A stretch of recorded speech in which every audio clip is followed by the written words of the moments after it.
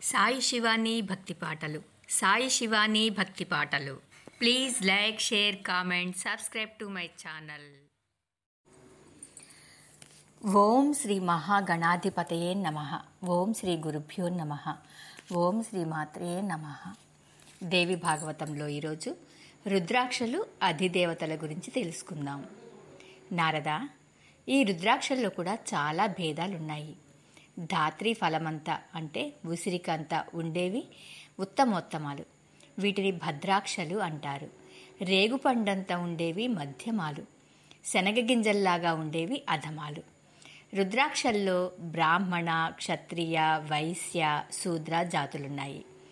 శ్వేతవర్ణంలో ఉండేవి బ్రాహ్మణ జాతివి, రక్తవర్ణంలో ఉండేవి క్షత్రియ జాతివి, పీతవర్ణంలో ఉండేవి వైశ్య జాతివి, కృష్ణవర్ణంలో ఉండేవి శూద్ర జాతివి. ఏ జాతి వాటిని ఆ జాతి వారే ధరించాలి.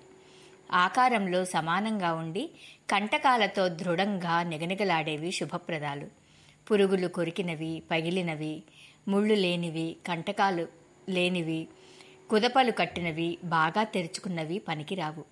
స్వయంగా రంధ్రసహితమైన రుద్రాక్ష ఉత్తమం. మానవులు రంధ్రం చేసినది మధ్యమం. నికుషం మీద రాస్తే బంగారు గీటు పడేది ఉత్తమోత్తమం. దీన్ని శివపూజా దురంధరుడు ధరించాలి. రుద్రాక్షలను 2 పేటలుగా గాని 3 పేటలుగా గాని ధరించవచ్చు. కుండలాలలో, కిరీటాలలో, కర్ణాభరణాలలో, హారాలలో, కేయూరాలలో, కటకాలలో, ఇలా ఏ ఆభరణంలోనైనా పొదిగి ధరించవచ్చు. నిద్రపోతున్నా, తింటున్నా, తాగుతున్నా రుద్రాక్షమాలను తీసివేయవలసిన అవసరం లేదు. శుచిగా ఉన్న అన్ని వేళలు ధరించవచ్చు. 300 అధమమని, 500 మధ్యమమని, 1000 రుద్రాక్షలు ధరిస్తే ఉత్తమమని కొందరు చెప్పారు. ఎన్ని ఎక్కువ ధరించగలిగితే అంత మంచిది. కనీసం ఒక్కటైనా ధరించడం అవసరం. శిరస్సున ధరించేటప్పుడు ఈశాన మంత్రం, చెవులకు తత్పురుష మంత్రం, నొసట గుండెల మీద ధరించేటప్పుడు అఘోర మంత్రం, చేతులకు అఘోర బీజమంత్రం పఠించాలి. ఉదరాన ధరించేప్పుడు వామదేవ మంత్రం జపించాలి. మూలమంత్రంతో సంప్రోక్షించిన రుద్రాక్షలనే ధరించాలి. ఏకముఖి రుద్రాక్షలు పరతత్వ ప్రకాశకాలు. ద్విముఖిని అర్ధనారీశ్వరం అంటారు. త్రిముఖం అగ్నిదేవుడు, సర్వపాప విదాహకం. ఇదే అగ్నిత్రయ స్వరూపం. చతుర్ముఖ రుద్రాక్షమంటే బ్రహ్మదేవుడే. దీన్ని ధరించిన వారికి ఆయురారోగ్య భోగభాగ్యాలు, జ్ఞాన సంపత్తి కలుగుతాయి. పంచముఖి రుద్రాక్ష సాక్షాత్తుగా పంచబ్రహ్మాత్మకం. దీన్ని ధరిస్తే శివప్రీతికరం. షడ్వక్త్ర రుద్రాక్షల్లో కార్తికేయుడే ఉంటాడు, వినాయకుడుంటాడని మరికొందరన్నారు. సప్తముఖి రుద్రాక్షకు సప్తమాతృకలు అధిదేవతలు. ఇది సప్తముని రూపకం. ఆరోగ్య ఐశ్వర్యవర్ధకం, జ్ఞానప్రదం. అష్టముఖి రుద్రాక్షకు అష్టమాతృకలు అధిదేవతలు. దీన్ని ధరించిన వారిని అష్టవసువులు, గంగాదేవి ఆశీర్వదిస్తారు. నవముఖి రుద్రాక్షమంటే యమధర్మరాజు. దీన్ని ధరిస్తే యమభయం ఉండదు. దశముఖ రుద్రాక్షకు దశదిశలు అధిదేవతలు. దశదిశా ప్రీతికరం. ఏకాదశముఖి రుద్రాక్షకు ఏకాదశ రుద్రులు అధిదేవతలు. దీనినే ఇంద్రదేవతమని కూడా అంటారు. అత్యంత సౌఖ్యప్రదం. ద్వాదశముఖ రుద్రాక్ష సాక్షాత్తు మహావిష్ణు స్వరూపం. దీనికి ద్వాదశాదిత్యులు అధిదేవతలు. సర్వరోగ నివారిణి, ఆరోగ్యప్రదాయిని. త్రయోదశముఖి రుద్రాక్షకు మన్మధుడు అధిదేవత. దీన్ని ధరిస్తే తీరని కోరికలే ఉండవు. కామదేవుడు సర్వాత్మన అనుగ్రహిస్తాడు. చతుర్దశముఖి రుద్రాక్ష సాక్షాత్తు రుద్ర నేత్రం నుంచి ఆవిర్భవిస్తుంది. దీన్ని ధరిస్తే ఆది వ్యాధులు దరిచేరవు. నారద, రుద్రాక్షలు ధరించిన వారు మధ్య మాంస లసున అంటే వెల్లుల్లి, వలాండు అంటే నీరుల్లి ఉల్లిగడ్డ, సిగ్ను అంటే మునగ, శ్లేషాత్మక విరిగి విడ్వరహ భక్షణం చేయకూడదు. గ్రహణ కాలంలో విషువత్తున అంటే రేయింబవళ్ళు సమంగా ఉండే రోజు, సంక్రమణ సమయంలో, అయన కాలంలో, అమావాస్య, పౌర్ణిమలలో, ఇంకా ఇలాంటి పుణ్యదినాలలో, పర్వాలలో రుద్రాక్షలను ధరిస్తే విశేష ఫలితం ఉంటుంది. వెంటనే పాప విమోచనం కలుగుతుంది. ఇక భూత శుద్ధి గురించి తెలుసుకుందాం. నారద, సదాచారంలో భాగంగా ఇప్పుడు భూతశుద్ధి గురించి చెబుతున్నాను. శ్రద్ధగా ఆలకించు. మూలాధార చక్రం నుంచి మేల్కొని సుషుమ్నా మార్గం ద్వారా బ్రహ్మరంధ్రానికి చేరుకునే కుండలిని పరదేవతను ఒక్కసారి స్మరించు.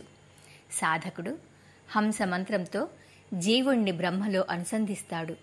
శరీరంలో పాదాది జాను పర్యంతం భూమండలం, అతి చతుష్కోణం, సవజ్రకం, లం బీజాఢ్యం స్వర్ణవర్ణం, జాన్వాది నాభి పర్యంతం జలమండలం, అది చంద్రార్ధనిభం, పద్మద్వయాంకితం, వం బీజయుక్తం, శ్వేతవర్ణం, నాభి మొదలు హృదయ పర్వంతం అగ్నిమండలం, అది త్రికోణం, స్వస్తికాన్వితం, రం బీజయుక్తం, రక్తవర్ణం, హృదయం నుంచి భ్రూమధ్య పర్యంతం వాయుమండలం, అది వృత్తాకారం, షడ్బిందులాంఛితం, యం బీజయుతం, ధూమ్రవర్ణం, భ్రూమధ్యం నుంచి బ్రహ్మరంధ్ర పర్యంతం ఆకాశమండలం, అది వృత్తాకారం, స్వచ్ఛం, మనోహరం, హం బీజయుక్తం. ఇలా ఒక్కొక్క మండలాన్ని ప్రత్యేకంగా భావించి ఒకదానిలో ఒకటి నిలపాలి, ఒకదానిలో ఒకటి నింపాలి. భూమిలో జలం, జలంలో అగ్ని, అగ్నిలో వాయువు, వాయువులో ఆకాశం నింపి ఆకాశాన్ని అహంకారంలో, అహంకృతిని మహత్తత్వంలో, మహత్తత్వాన్ని ప్రకృతిలో, ప్రకృతిని మాయలో, మాయను ఆత్మలో అంతర్భవింపజెయ్యాలి. అప్పుడు సాధకుడు శుద్ధ సంవిన్మయుడవుతాడు. అయ్యాక వామకుక్షిలో ఉండే పాపపురుషుణ్ణి స్మరించాలి. నల్లగా అంగుష్ట పరిమాణంలో ఉంటాడు. బ్రహ్మహత్య శిరస్సుగా, సువర్ణస్థేయం బాహువులుగా, మదిరాపానమే హృదయంగా, గురుపత్ని సంగమమే కటి ప్రదేశంగా, పాతకి స్నేహాలు పాదద్వయంగా, ఉపపాతకాలు మస్తకంగా, ఖడ్గ చర్మధరుడై అధోముఖుడై దుస్సహంగా ఉంటాడు పాపపురుషుడు. వాయు బీజ స్మరణతో మహావాయువును సృష్టించి ఈ పాపపురుషుణ్ణి ఎండగట్టాలి. వహ్ని బీజాన్ని స్మరించి మంటల్లో దహించివేయాలి. ఆ బూడిదను కుంభకం ద్వారా స్వశరీరం నుంచి వెలుపలికి నెట్టి వాయు బీజ రేచనతో పోగుపెట్టి సుధాబీజ స్మరణతో తడిపి భూబీజ స్మరణతో ముద్ద చేసి ఆకాశ బీజ స్మరణతో ఆ బంగారు ముద్దను అద్దంలా విశుద్ధిపరిచి మూర్ధాది పాదపర్యంతం అన్ని అవయవాలకు పులుముకోవాలి. అటుపైని ఆ భస్మం నుంచి ఆకాశాది పంచభూతాలను పునరుత్పాదన చేసి సోహం మంత్రోచ్చారణతో ఆత్మను హృదయాంబుజంలోకి తీసుకురావాలి. పరపంగం నుంచి సుధామయమైన కుండలిని జీవాన్ని తెచ్చి హృదయాంబుజంలో సంస్థాపించి మూలాధారంలో ఉండే శక్తిని ధ్యానించాలి.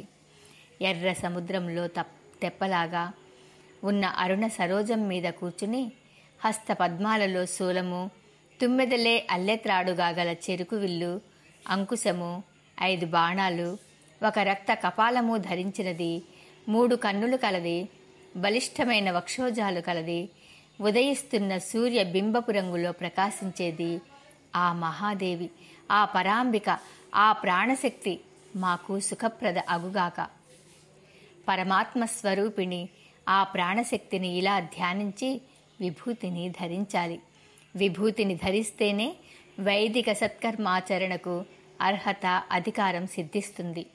శృతి, స్మృతి, పురాణాలు చెప్పిన ప్రకారం విభూతిని ఎలా ధరించాలో, ఏ మహాఫలాలు లభిస్తాయో అది కూడా తెలియజేస్తాను, తెలుసుకో అంటూ నారాయణ మహర్షి భస్మధారణ శిరోవ్రతం గురించి చెప్పటం ప్రారంభించాడు. నారద, భస్మధారణకే శిరోవ్రతం అని పేరు. దీన్ని ఆచరించిన వారికే పరావిద్యకు అధికారం. విధి విధానంలో శ్రద్ధగా ఈ శిరోవ్రతాన్ని ఆచరించాలి. దీన్ని ఆచరించకుండా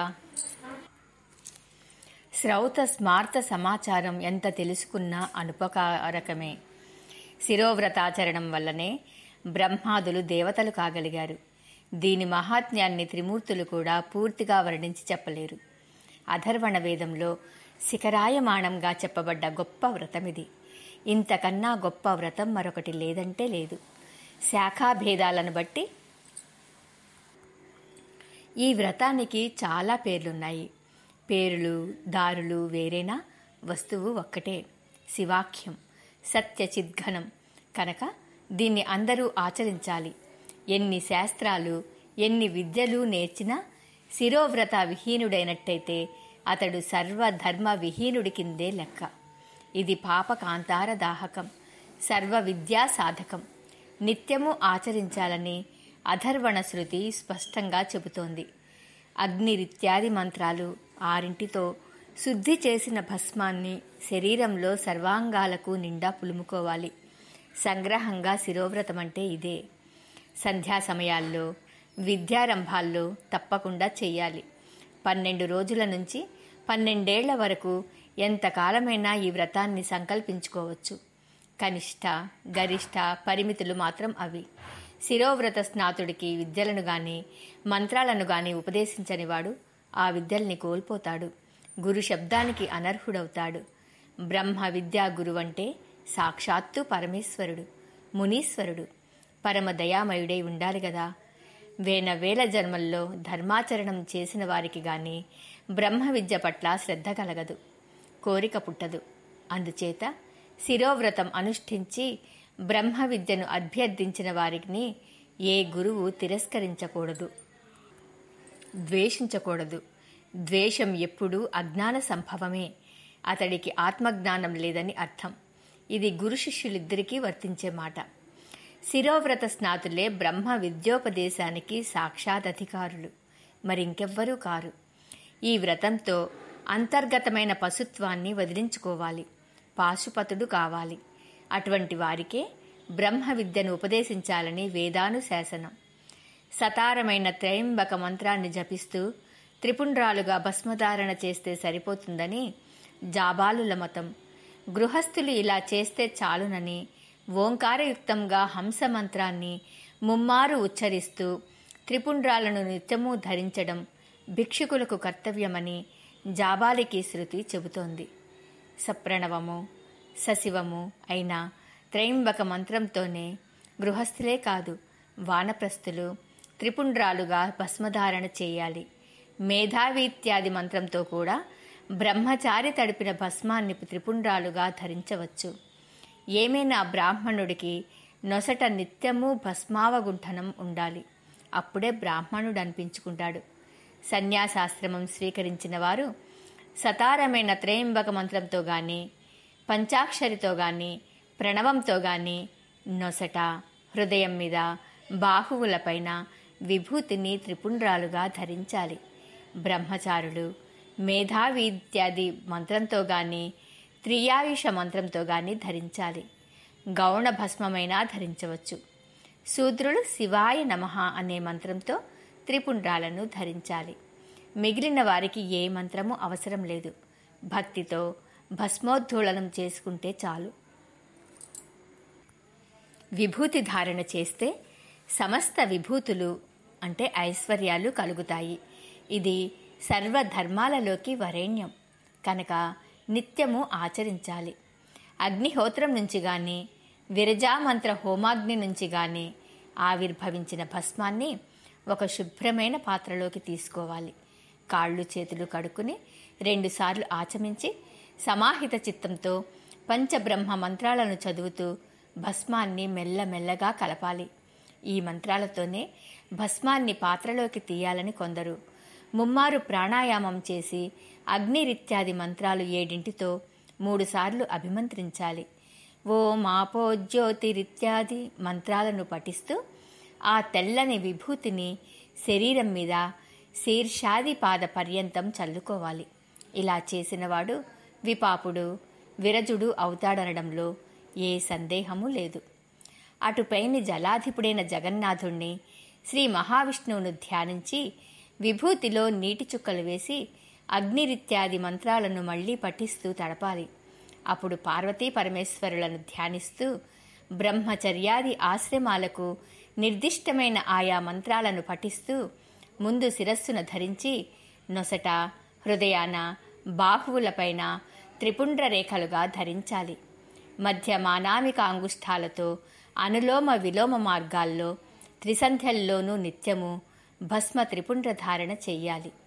నారద, అజ్ఞాన ధ్వంసకము, జ్ఞాన సాధకము అయిన ఈ విభూతి ఆగ్నేయమని, గౌణమని 2 విధాలు. ఇందులో మళ్ళీ గౌణం చాలా రకాలు. అగ్నిహోత్ర భస్మం, విరజానల భస్మం, ఔపాసన భస్మం, సమిదగ్ని భస్మం, పంచవాగ్ని భస్మం, దావానల భస్మం ఇవన్నీ గౌణాలు. బ్రాహ్మణ, క్షత్రియ, వైశ్యులకు అగ్నిహోత్ర భస్మం గాని, విరజానల భస్మం గాని ధరించదగినవి. ఔపాసనాగ్ని భస్మాన్ని గృహస్థులకు విశేషంగా చెప్పారు. బ్రహ్మచారులు సమిదగ్ని భస్మం ధరించాలి. శూద్రులు శ్రోత్రియుల ఇళ్ల నుంచి పంచనాగ్ని భస్మం తెచ్చుకుని ధరించాలి. తక్కిన వారందరూ దావానల భస్మాన్ని ధరించాలి. ఇంకా శిరోవ్రత దీక్షా విధానం ఏమిటంటే, పూర్ణిమా తిథి మంచిది. స్వగృహంలో గాని, ఆరామంలో గాని, అరణ్యంలో గాని దీక్ష తీసుకోవచ్చు. ఇవి ప్రశస్తాలు, శుభప్రదాలు. పూర్ణిమకు ముందటి త్రయోదశి నాడు సుస్నాతుడై అగ్నికార్యం నిర్వర్తించి గురువును పూజించి పాదాభివందనం చేసి అనుమతి పొందాలి. అటుపైనే వైశేషిక పూజ నిర్వహించి పరిశుభ్రమైన తెల్లని వస్త్రాలు ధరించాలి. కొత్త యజ్ఞోపవీతం వేసుకోవాలి. తెల్లని పూలు దండగుచ్చి ధరించాలి. మంచి గంధం అలంకరించుకోవాలి. దర్భాసనం మీద దర్భలు చేతబట్టి కూర్చోవాలి. తూర్పు ముఖంగా గాని, ఉత్తర ముఖంగా గాని కూర్చుని ముమ్మారు ప్రాణాయామం చేయాలి. పార్వతీ పరమేశ్వరులను ధ్యానించి వారికి విన్నపం చేసుకోవాలి. నేను ఈ వ్రతం చేస్తున్నాను అని సంకల్పం చెప్పుకోవాలి. అప్పటికి వ్రత దీక్షితుడైనట్టు లెక్క.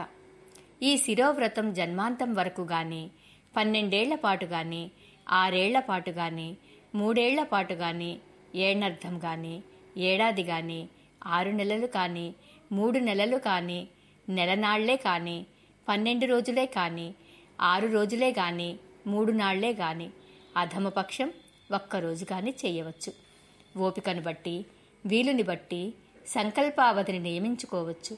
విరజాహోమం చేసే అగ్నిని తెచ్చి ఆజ్యంతో, సమిధలతో, చరువుతో యథావిధిగా మంత్రయుక్తంగా హోమం చెయ్యాలి. దీక్ష తీసుకునే రోజు ముందుగానే భూతశుద్ధిని ఆకాంక్షించి మళ్లీ సమిధలతో, ఆజ్యంతో, మంత్రాలతో హోమం చెయ్యాలి. నా దేహంలో ఈ తత్వాలు శుద్ధి పొందుగా కానీ స్మరిస్తూ హోమక్రియ సాగించాలి. పంచభూతాలు, పంచ తన్మాత్రలు, పంచ కర్మేంద్రియాలు, పంచ జ్ఞానేంద్రియాలు, పంచ ప్రాణవాయువులు, సప్తధాతువులు, సత్వరజస్తమో గుణాలు, మనోబుద్ధ్యహంకారాలు, ప్రకృతి పురుషులు, రాగము, విద్య, కళ, నియతి, కాలము, మాయ, శుద్ధ విద్య, మహేశ్వర సదాశివులు, శక్తి, శివతత్వము వీటిని తత్వాలు అంటారు. వీటి శుద్ధిని ఆకాంక్షించి విరజామంత్రాలతో హోమం చేస్తే మానవుడు శుద్ధి పొంది విరజుడు అవుతాడు. అటుపైని ఆవు పేడ తెచ్చి ముద్దలు చేసి అభిమంత్రించాలి. హోమాగ్నికుండంలో వేల్చి రోజంతా సంరక్షించాలి. హవిష్యం మాత్రమే భుజించి అగ్నికుండాన్ని చూసుకుంటూ ఉండాలి. చతుర్దశి సుప్రభాతాన హోమక్రియలన్నీ యథావిధిగా నడిపి ఆ రోజంతా ఉపవాసం ఉండాలి. నిరాహారుడుగా గడపాలి. పూర్ణిమ నాడు ప్రాతకాలంలో మళ్ళీ యథావిధిగా హోమం చెయ్యాలి. హోమాంతంలో రుద్రాగ్నిని ఉపసంహరించాలి. హోమకుండం నుంచి శ్రద్ధగా, పద్ధతిగా భస్మం తీసుకోవాలి. అప్పుడు ముండితుడో, జటిలుడో, శిఖావంతుడో అయ్యి స్నానం చెయ్యాలి. సిగ్గుపడని వాడైతే దిగంబరంగానో, సిగ్గుపడేవాడైతే కాషాయాంబర, చర్మాంబర వల్కలాలలో ఏదో ఒకటి కట్టుకోవాలి. ఏకాంబరుడే కావాలి. మొలనూలు చుట్టుకోవాలి. దండం పట్టుకోవాలి.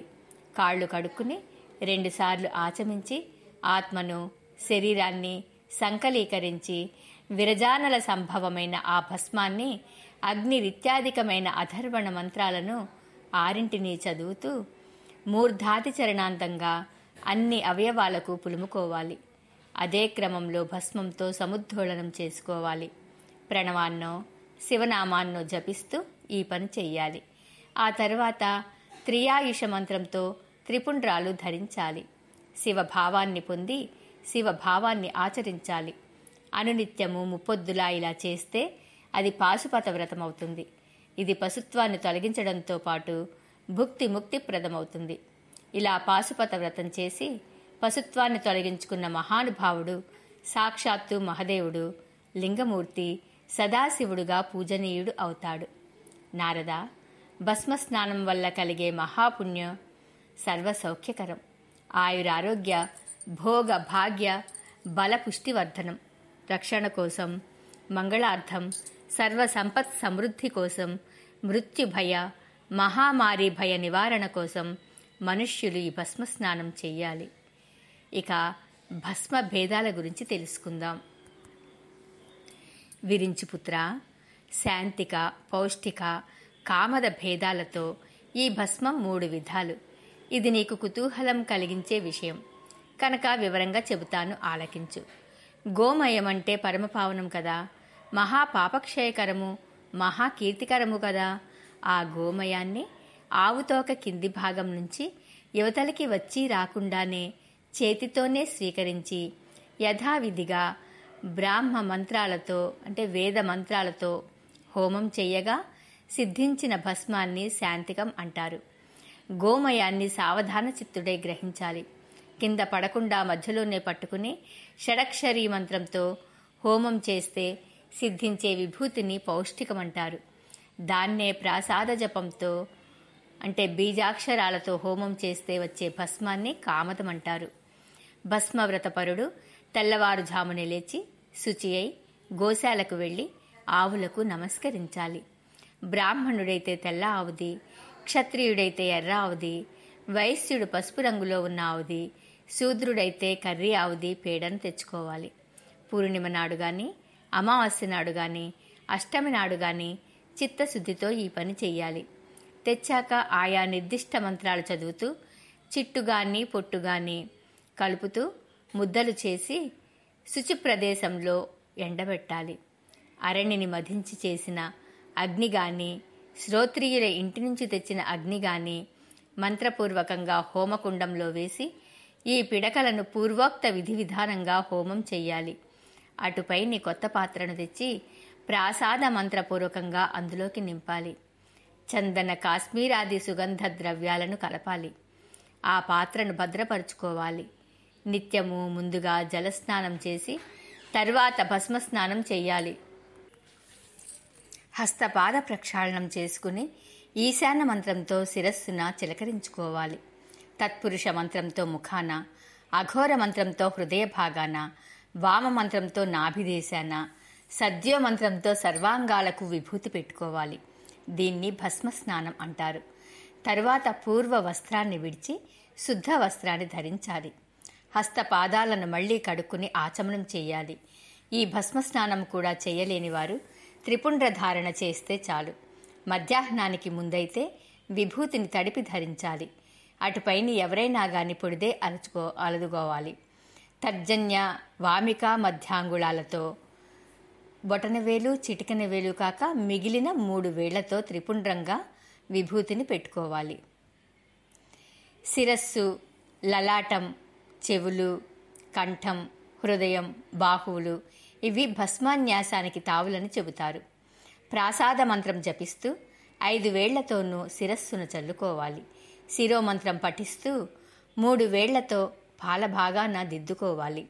సద్యో మంత్రంతో కుడి చెవికి, వామదేవ మంత్రంతో ఎడమ చెవికి భస్మం అద్దాలి. అఘోర మంత్రం ధ్యానిస్తూ మధ్యవేలుతో కంఠం మీద హృదయ మంత్రాన్ని జపిస్తూ 3 వేళ్లతోనూ హృదయం మీద, అలాగే 3 వేళ్లతోనే శిఖామంత్రంతో దక్షిణ బాహువుకి, కవచ పఠనంతో వామబాహువుకి విభూతిని అలంకరించాలి. ఈశాన మంత్రం అంటూ మధ్యవేలితో నాభికి విభూతిని సోకించాలి. ఇదంతా తనకు తాను చేసుకోవచ్చు, లేదా గురువు శిష్యుడికి చేయవచ్చు. నొసట ధరించే త్రిపుండ్రాలు త్రిమూర్తులకు ప్రతీకలు. మొదటి రేఖ బ్రహ్మ, మధ్యలోది విష్ణువు, ఆపైది మహేశ్వరుడు. ఒక్క వేలుతోనే పెట్టుకున్న విభూతి చుక్కకు ఈశ్వరుడే అధిదేవత.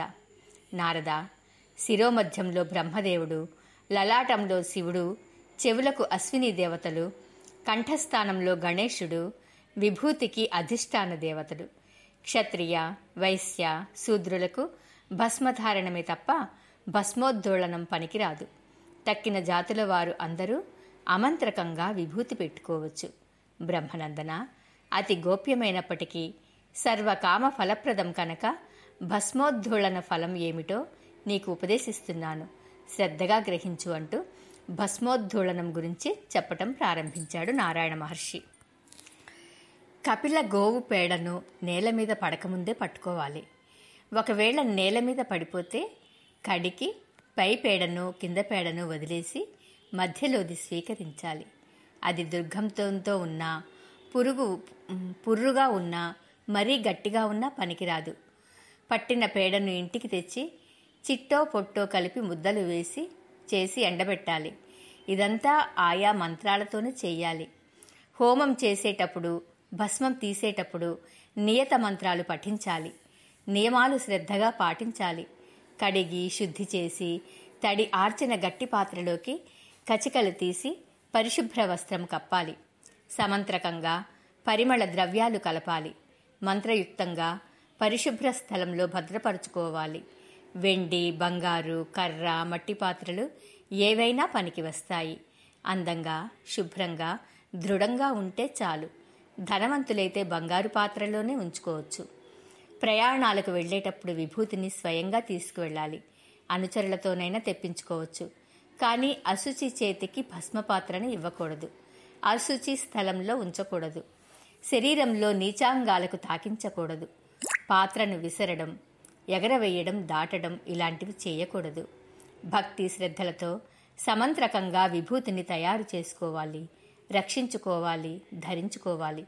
ఇది స్మృతులు చెప్పిన విభూతి ధారణ విధానం. యథాతథంగా ఆచరించినవాడు శివుడితో సమానమవుతాడు.